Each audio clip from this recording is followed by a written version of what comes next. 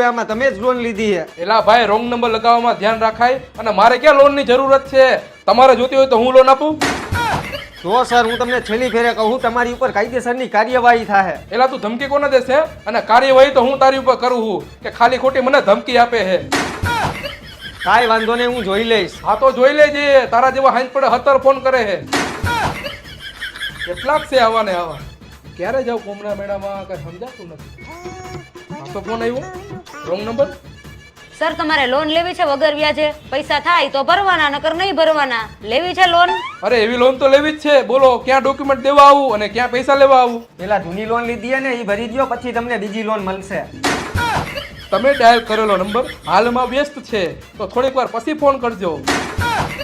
ખોટા માણસને લોન દેવાઈ ગઈ છે, પૈસા પાછા દેવામાં સમજતો જ નથી. કેટલીક ઉપાધિ એવી સહન કરવી. હવે તો કુંભના મેળામાં જવું જ છે. પાપ ધોઈને બધી લોન ભરી જ દેવી છે.